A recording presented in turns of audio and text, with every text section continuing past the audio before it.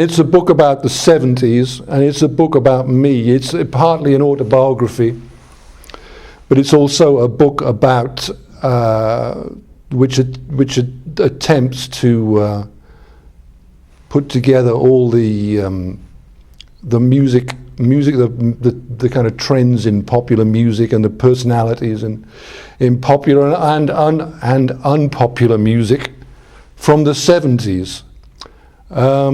It's a kind of a 70s book. I always felt that the 70s, musically speaking, was it was kind of too compartmentalized the way it was written about. There was punk and there was new wave and there was glam, and they would just focus on one kind of movement, whereas I was more interested in covering the whole of the 70s from Mark Bolan to Mark E. Smith.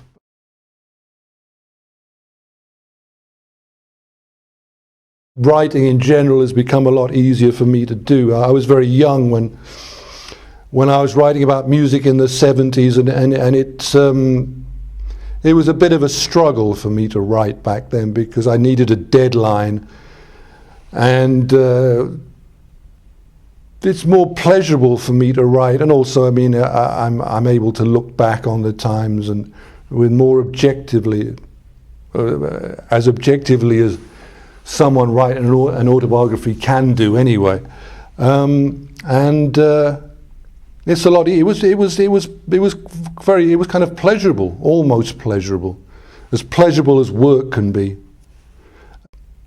I also wanted to kind of understand for myself, to really understand for myself what had happened and what had happened to me as much as the music and everything else.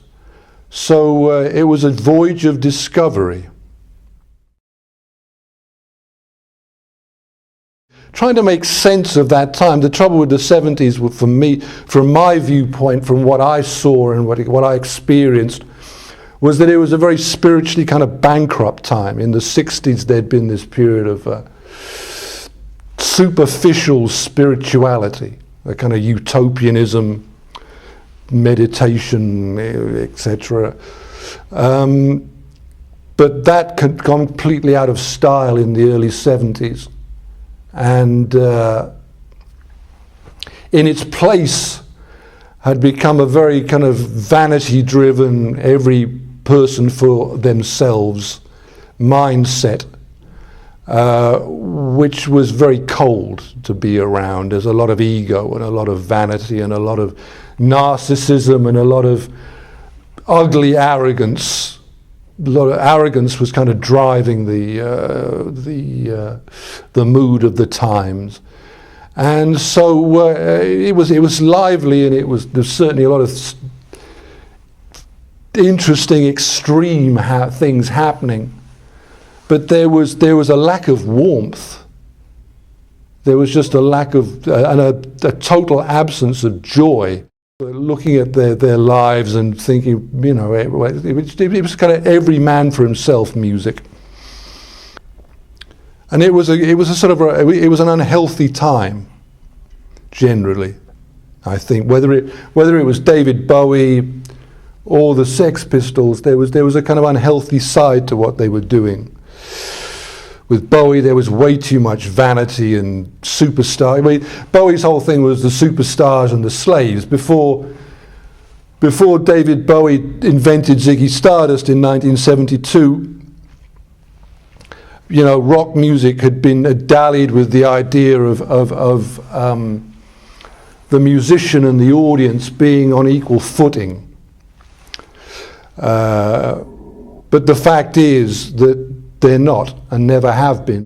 And Bowie, influenced by the kind of thinking that Andy Warhol and his clique were coming up with at the time, took that, he just went the opposite way. Instead of thinking we're all one and we're all together and we're all flashing peace signs at each other and thinking we've you know, reached some new level of synergy.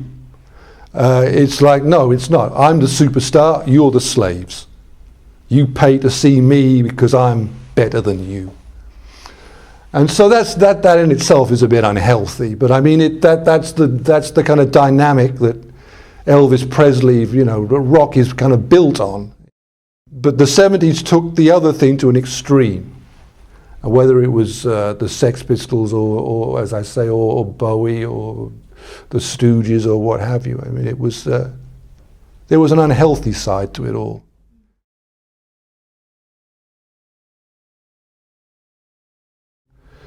What was needed was a healthy dose of cynicism. When things get too utopian, what you need is someone to come along who's a bit cynical and saying, yeah, well, this is stupid, and that's really basically what happened. And then, of course, one goes to excess in the ways of sin. It was a very cynical era.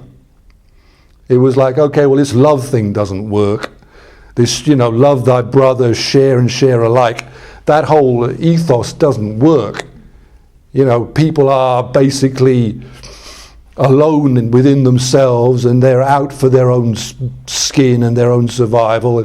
And any of this stuff about people being together and sharing and caring, forget it. I mean, there were still people in the 70s who pulled that, but it never worked.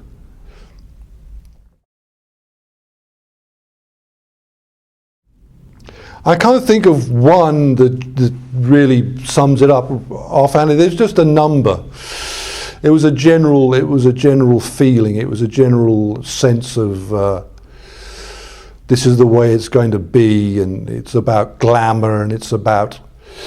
I mean, it was going back to that Andy Warhol thing. This idea of everyone being famous for 15 minutes. This whole idea of, we've tried to see the best part of human nature, but that doesn't really exist. So let's all be famous, and let's go for that side of things. So, and which carried on into the 80s was there in the 50s as well, with movie stars more maybe than musicians. So you could say to Bowie that when his first time as Ziggy Stardust was a key moment. John Lydon, Johnny Rotten, more to the point. His first appearances on stage, there was a sense of something changing. But it was a general move. It was like the lemmings to the sea. It wasn't just one lemming, there's a crowd of them.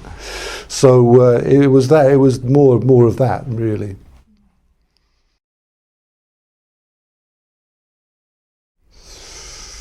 Well, the three albums of the 70s that really Raw Power by the Stooges, which is the greatest rock album ever made. Rock and roll, I mean hardcore rock and roll album ever made. Joni Mitchell, Hijira. I love that record. And Al Green's Greatest Hits. I mean, there isn't really a scene man. Back then, people were putting out an album a year, and there was a lot more product. I mean, there was a lot more. Nowadays, the big groups take 3 or 4 years to make a new album. And I find that lazy. I mean, it's just, you can't really have a scene when things are that lackadaisical, really.